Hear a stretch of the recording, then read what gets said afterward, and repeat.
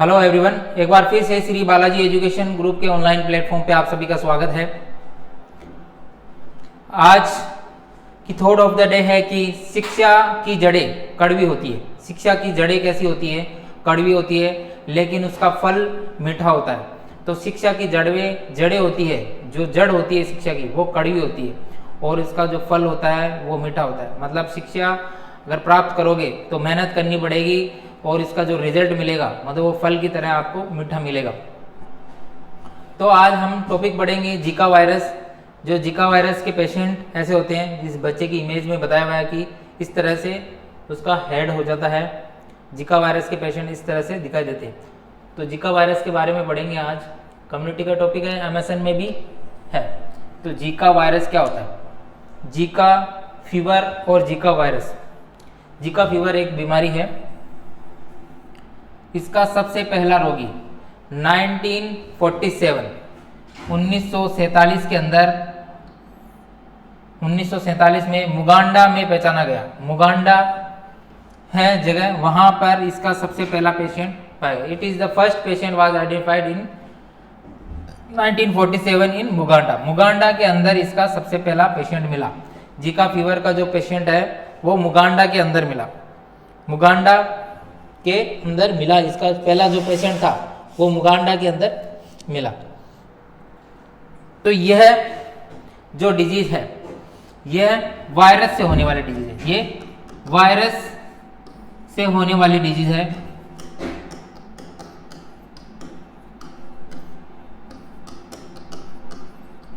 ये जो डिजीज है वायरस से होने वाली डिजीज है। ये एक वायरल डिजीज है, वायरस से हो सकती है। और वायरस यानी हिंदी में विषाणु, हिंदी में विषाणु बोलते हैं वायरस को। तो ये वायरस से होने वाली डिजीज है, ना कि बैक्टीरिया, ना कि फंगल इन्फेक्शन से। तो ये जो डिजीज है वायरस से होने वाली डिजीज है। तो इसमें कौन सा जो वायरस है वो इस बीमारी को पैदा कर सकता है, मतलब इसका कारक क्या है, एजेंट क्या है? तो इसका जो एजेंट है वो है Zika virus, double standard RNA. इसका जो वायरस है उसका नाम भी क्या है? जीका वायरस नाम है। जो ये जीका फीवर की बीमारी है तो इस जीका वायरस नामक वायरस से होती है। ये जो वायरस है वो डबल स्टैंडर्ड आरएनए का होता है, डबल स्टैंडर्ड आरएनए का होता है। ये जो वायरस है वो डबल स्टैंडर्ड आरएनए का होता है। अब इसका प्रसार कैसे होता है, मतलब ट्रांसमिशन कैसे होता है? इस वायरस का ट्रांसमिशन कैसे होता है वो पढ़ेंगे। ट्रांसमिशन, प्रसार की विधि। तो जीका वायरस एडीज मच्छर द्वारा प्रसारित होता है। ये किसके काटने से फैलता है? तो ये transmitted by the Aedes mosquito. ये मच्छर के काटने से बीमारी होती है। ये जो बीमारी होती है, जीका फीवर की बीमारी होती है, ये एक जीका वायरस है, उसकी वजह से होती है, जो डबल स्टैंडर्ड आरएनए का होता है। और जो ये फैलाता है, कौन फैलाता है? ये मच्छर फैलाते हैं। मच्छर भी कौन से? एडीज मॉस्किटो जो होते हैं, एडीज मच्छर जो होते हैं, इसके द्वारा ये फैलती है। ठीक है। उसके बाद में एडीज इजिप्टी और एजिड एलोपिकस द्वारा मुख्य रूप से यह वायरस प्रसारित होता है। तो इसके अंदर जो मेन जो वायरस है ये एडीज मॉस्किटो है। एडीज मॉस्किटो में इनके नाम है एडीज इजिप्टी और एडीज एल्बोपिकस। ये दो मच्छरों के नाम हैं, एक तो है इजिप्टी और एक है एल्बोपिकस। ये द्वारा मुख्य रूप से यह वायरस यानी विषाणु प्रसारित होता है। और यह मच्छर दिन के समय ही मनुष्य के संपर्क में आता है। ये दिन के समय ही मनुष्य को काटता है। ये सिर्फ डे में काटता है, डे में काटता है, ये नाइट में नहीं काटता है। ये डेंगू मलेरिया की तरह डे में काटता है। यह वायरस इज, देखो, the virus is mainly transmitted by Aedes aegypti और एडेस एल्बोपिकस। ये नाम है एजेस इजिप्टी और एल्बोपिकस। जो मॉस्किटो है इसके द्वारा होता है। Mosquito come the contact with the human only the during of the day. Day के अंदर ये कॉन्टैक्ट में रहता है।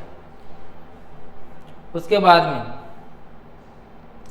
मच्छर द्वारा संक्रमित रोगी के काटे जाने पर संक्रमण मच्छर में पहुंच जाता है। तो ये मच्छर के द्वारा संक्रमित व्यक्ति को काटे जाने पर यह संक्रमण, ये जो इन्फेक्शन है मच्छर में पहुंच जाता है। When a mosquito bite, mosquito जब बाइट करता है इन्फेक्टेड पेशेंट को, the infection is transmitted to the mosquito, mosquito में ये इन्फेक्शन चला जाता है और फिर दूसरा वो मॉस्किटो दूसरे व्यक्ति को काटता है तो वो दूसरे में फैल जाता है। तो ये एक कम्युनिकेबल डिजीज है। ये कौन सी डिजीज है? तो ये एक कम्युनिकेबल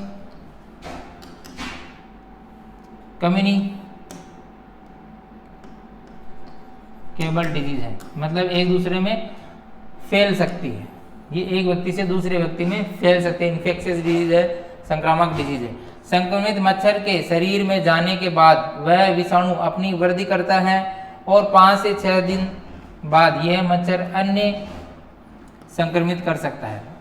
तो ये जो संक्रमित मच्छर के शरीर में जाने के बाद कि अगर देखो जैसे इन्फेक्टेड व्यक्ति को किसी मच्छर ने काटा तो फिर वो उस मच्छर के अंदर, जो ये संक्रमित मच्छर के अंदर शरीर में जाने के बाद ये विषाणु अपनी वृद्धि करता है, ग्रोथ करता है और 5 से 6 दिन के अंदर बाद में यह मच्छर अन्य व्यक्ति को भी ये बीमारी दे सकता है, ये फैला सकता है। अन्य व्यक्ति के अंदर भी ये बीमारी फैल सकता है। आफ्टर एंटरिंग, इंग्लिश में देखिए, after entering the body of an infection mosquito this virus multiple, ये वायरस क्या करता है?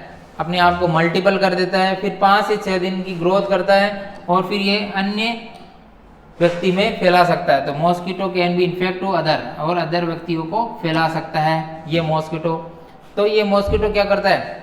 ये अगर कोई इन्फेक्टेड व्यक्ति को कोई मॉस्किटो काटता है, मच्छर काटता है, तो उसके अंदर भी ये संक्रमण फैलने लग जाता है। फिर ये उस वायरस की ग्रोथ करता है, मल्टीपल करता है, फिर वो 5 से 6 दिन में वो दूसरे व्यक्तियों में भी ये संक्रमण जो है, इन्फेक्शन है, वो फैला सकता है, ये फैला सकता है।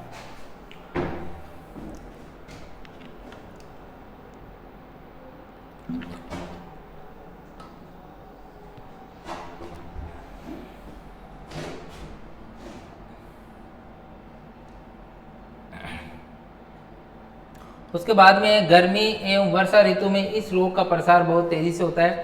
तो जैसे ही ज़्यादा गर्मी पड़ती है और रेनी सीजन होता है, उस समय इस डिजीज का जो प्रसार बहुत ज़्यादा होता है, क्योंकि इस समय मॉस्किटो की ग्रोथ ज़्यादा होती है। The spread of this disease is very fast in summer and rainy season, summer और रेनी सीजन में ये जल्दी फैलता है, गर्मियों के सीजन में और में जल्दी फैलता है। इसमें देखिए जीका वायरस, देखो मैटरनल ट्रांसमिशन भी कर सकता है, मैटरनल ट्रांसमिशन भी जीका वायरस का हो सकता है।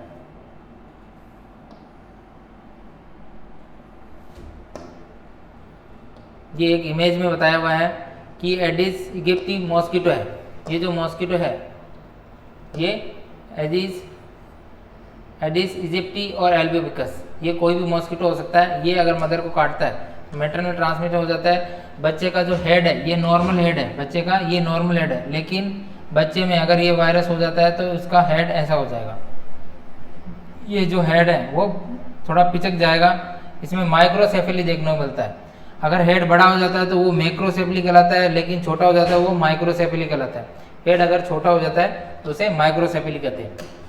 उसके बाद में जो लक्षण है, इसमें क्या क्या लक्षण नजर आएंगे, सिम्टम क्या क्या नजर आएंगे।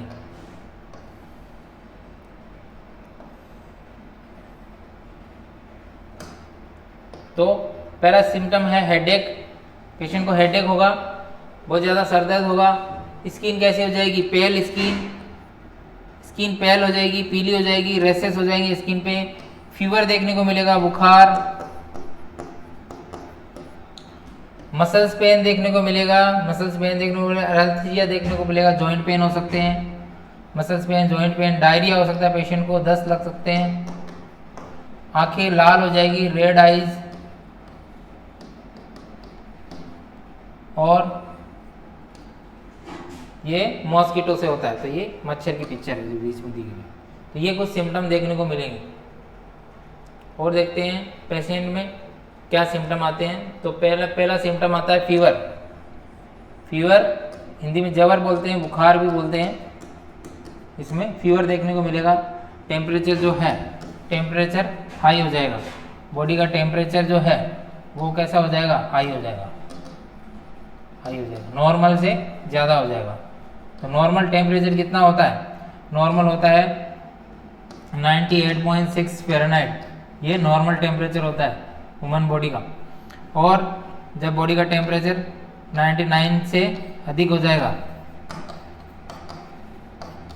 तो फीवर कहलाता है। वो हल्का फीवर है, लेकिन इसमें 100 डिग्री से ज़्यादा फीवर देखने को मिलता है। उसके बाद में मेलाल्जिया, मांसपेशियों में पेन होना, मसल्स पेन होना, मसल्स पेन होगा, मांसपेशियां हैं उसमें पेन होगा, मेलाल्जिया।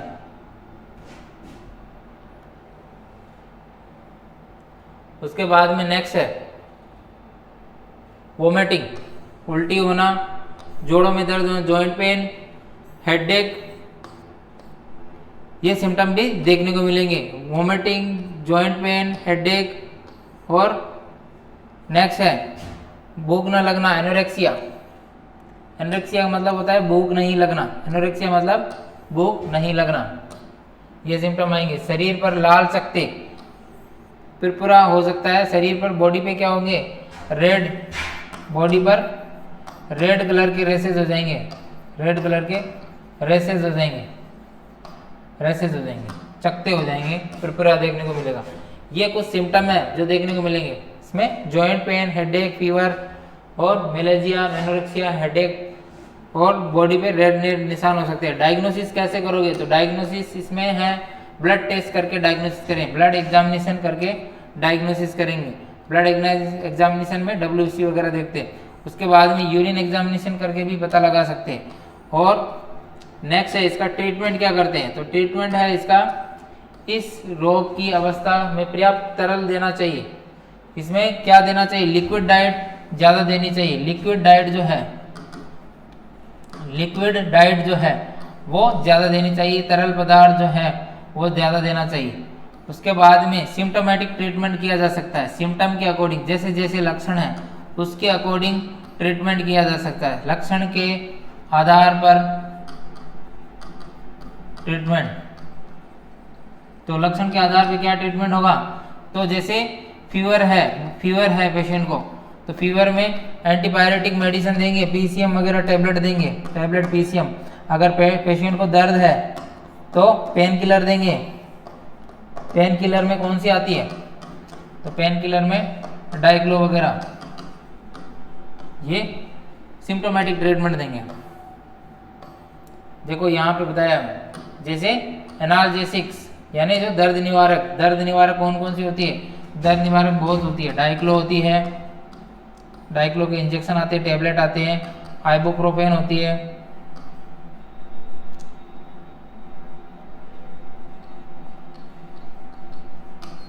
आइबुप्रोफेन, असाइक्लोफिनेक, बहुत सारे होते हैं। एंटीबायोटिक्स, एंटीबायोटिक जो फीवर को कम करती है, जो फीवर को कम करती है, एंटीबायोटिक ड्रग्स वो कहलाती है जो फीवर को कम करती है। PCM जो अभी मैंने बताया था 500 mg टेबलेट इंजेक्शन, बहुत सारे आते हैं। उसके बाद में एंटीएमेटिक के लिए आता है जो वोमिटिंग को रोकती है, एंटीएमेटिक जो वोमिटिंग को रोकती है, उल्टी को रोकती है, वो एंटीएमेटिक ड्रग्स कहलाती है। तो ये कौन सी आती है, ओंडम आती है, ओंडास्ट्रॉन आती है, ओंडासेट्रॉन, एमिसेट नाम से भी आती है, बहुत सारी आती है। और गर्भवती महिलाओं में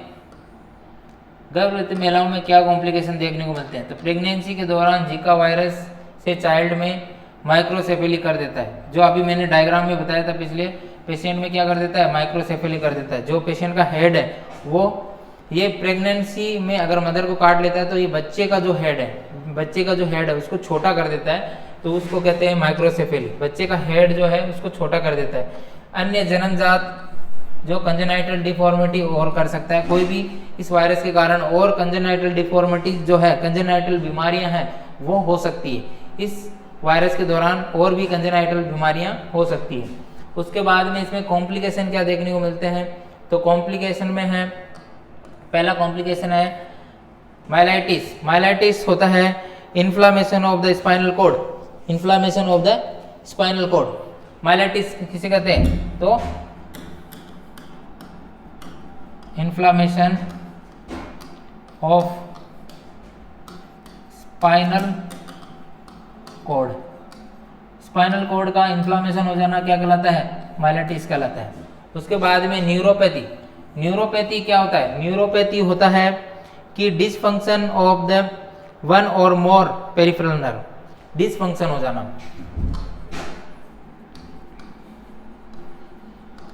फंक्शन ऑफ वन और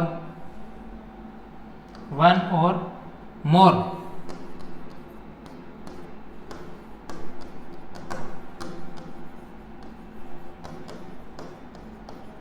पेरिफेरल नर्व का डिसफंक्शन हो जाना, dysfunction of the peripheral nerve one और मोर, यानी एक और एक से ज्यादा अगर पेरिफेरल नर्व का डिसफंक्शन हो जाए तो उसे कहते हैं न्यूरोपैथी, उसे कहते हैं न्यूरोपैथी। और न्यूरोलॉजिकल विकार, न्यूरोलॉजिकल डिसऑर्डर, जो न्यूरो की डिसऑर्डर है वो हो सकती है कॉम्प्लिकेशन में गुलियनबर्ग सिंड्रोम, गुलियनबर्ग सिंड्रोम ये भी हो सकता है। गुलियनबर्ग सिंड्रोम एक ऐसी बीमारी है, ये भी नर्व की बीमारी है। इसमें क्या है? एक ऐसी कंडीशन है जिसमें इम्यून सिस्टम पर अटैक कर देते हैं, immune system attack the nerve, immune system जो है, इम्यून सिस्टम जो होता है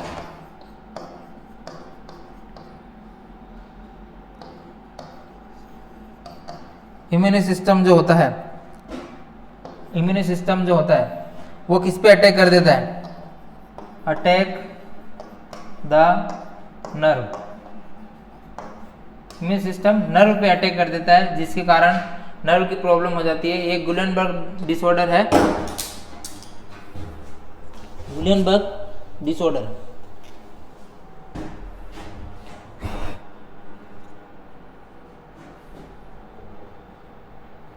ये बैक्टीरिया और वायरस की वजह से हो सकती है। ये डिजीज जो है वो बैक्टीरिया और वायरस की वजह से हो सकती है। तो जैसे अपन वायरल डिजीज पढ़ रहे हैं तो वो वायरस की वजह से भी हो सकती है, वायरस की वजह से हो सकती है। तो ये कुछ कॉम्प्लिकेशन है, ये कॉम्प्लिकेशन हो सकते हैं, ये डिजीज के कॉम्प्लिकेशन है। मेलाइटिस मतलब स्पाइनल कॉर्ड का इन्फ्लामेशन हो जाना मेलाइटिस कहलाता है। न्यूरोपैथी डिसफंक्शन ऑफ वन और मोर पेरिफेरल नर्व, पेरिफेरल नर्व का एक और एक से ज्यादा डिसफंक्शन हो जाना।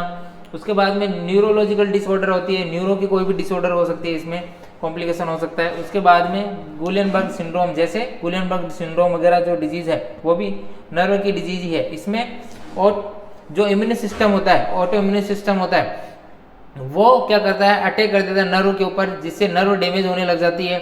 और इसको हम डिटेल में पढ़ेंगे आगे, एमएसएन के टॉपिक में इसको डिटेल में पढ़ेंगे। तो ये एक वायरल और बैक्टीरियल वायरस की वजह से हो सकता है। प्रिवेंशन के लिए क्या करना चाहिए? कंट्रोल और प्रिवेंशन के लिए क्या करना चाहिए?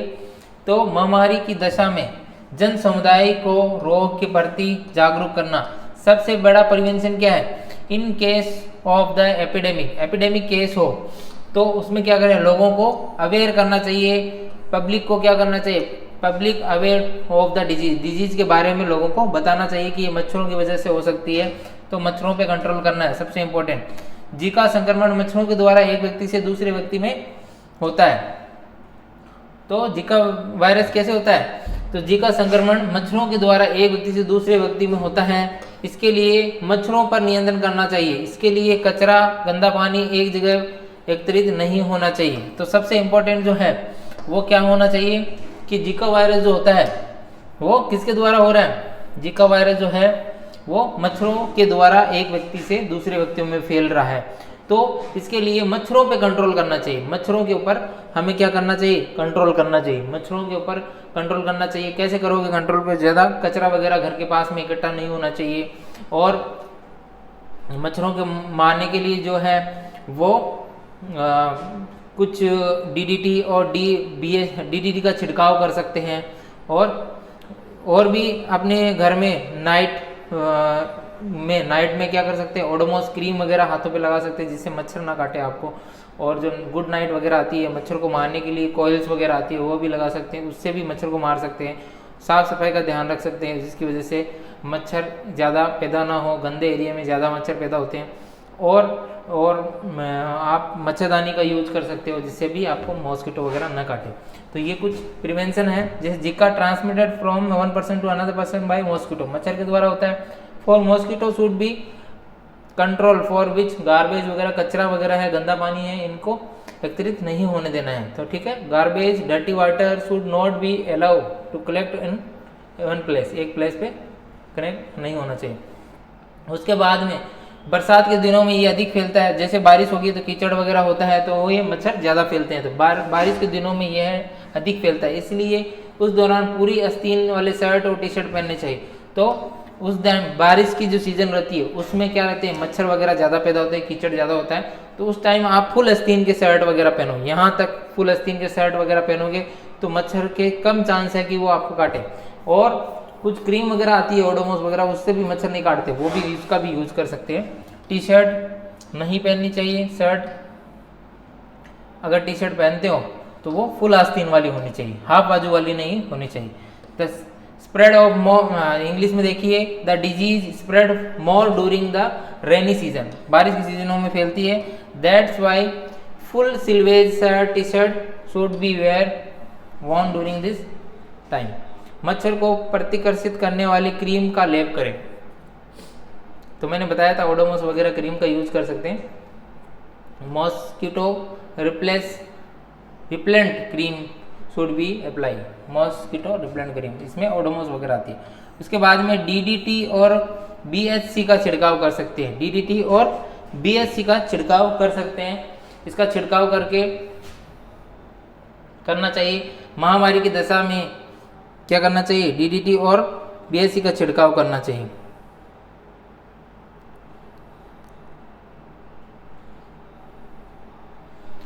छिड़काव करना चाहिए। महामारी की दशा में अधिसूचना जानी करनी चाहिए। कूड़े करकट का उचित निस्तारण करना चाहिए। महामारी की दशा में उच्चतर अधिकारियों को सूचना प्रेरित करनी चाहिए। मच्छरों के नियंत्रण के लिए कूलर पानी टंकी का पानी नियमित अंतराल में साफ करना चाहिए। फॉगिंग कर मच्छरों पर नियंत्रण करना चाहिए। तो ये इसके द्वारा भी आप कंट्रोल में कर सकते हैं।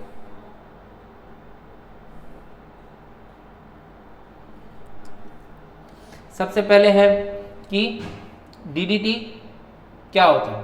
डीडीटी क्या होता है उसके बारे में बताते हैं कि डीडीटी क्या होता है। डीडीटी की फुल फॉर्म क्या होती है। डीडीटी के द्वारा भी आप, डीडीटी है डाइक्लोरो डाइफिनाइल डाइक्लोरो और डाइफिनाइल।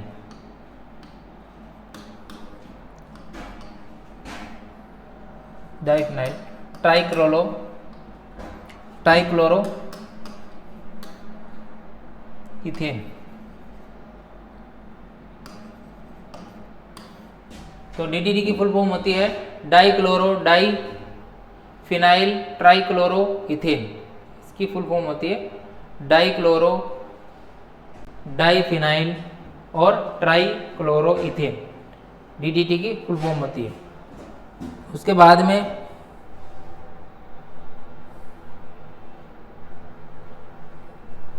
बीएससी की फुल फॉर्म होती है बेंजाइन हेक्साक्लोराइड। तो यहां पे लिख देता हूं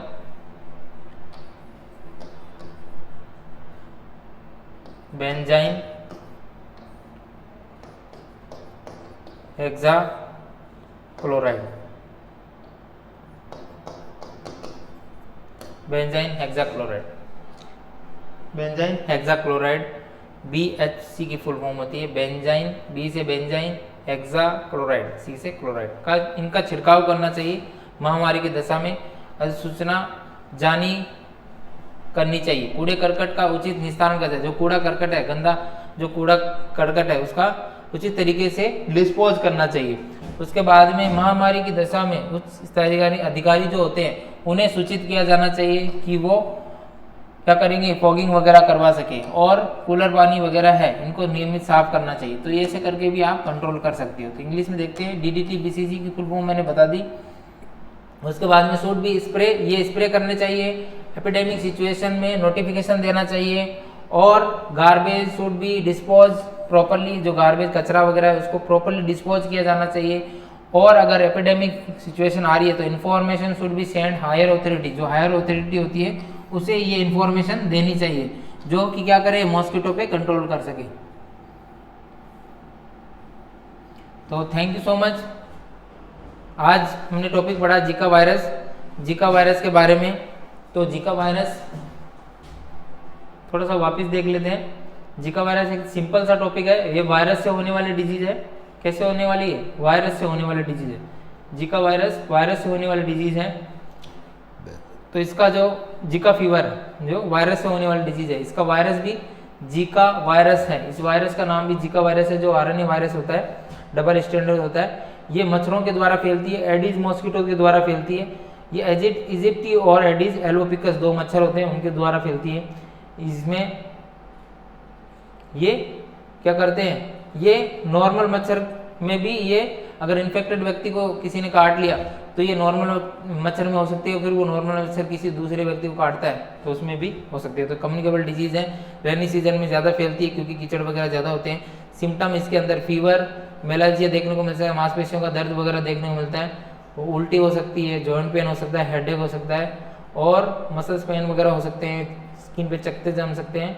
टेस्ट के लिए ब्लड टेस्ट कराना चाहिए, यूरिन टेस्ट वगैरह में पता लगा सकते हैं। सिम्टोमेटिक ट्रीटमेंट देना है, एंटीपायरेटिक, एनाल्जेसिक वगैरह एंटीबायोटिक दे सकते हैं। गर्भवती महिलाओं में ये कॉम्प्लिकेशन देखने को मिलता है, माइक्रोसेफेली हो जाता है, सर छोटा हो जाता है। और भी कॉम्प्लिकेशन मेलाइटिस वगैरह देखने को मिल सकता है, न्यूरोपैथी वगैरह देखने को मिलता है, गुलियनबर्ग डिजीज देखने को मिल सकता है। कंट्रोल करने के लिए मच्छरों पे कंट्रोल करना चाहिए, सबसे बेस्ट है मच्छरों पे कंट्रोल करना चाहिए। लोगों को जागरूक करना चाहिए कैसे मच्छरों पे कंट्रोल करना है, तो उसके बारे में लोगों को ज़्यादा से ज़्यादा जागरूक करना चाहिए। DDH और BSC का छिड़काव करना चाहिए, और मच्छरों को कंट्रोल करने के लिए आगे जो उच्च अधिकारी है उन्हें इन्फॉर्म करना चाहिए। कूलर वगैरह है उनको नियमित रूप से साफ सफाई करनी चाहिए।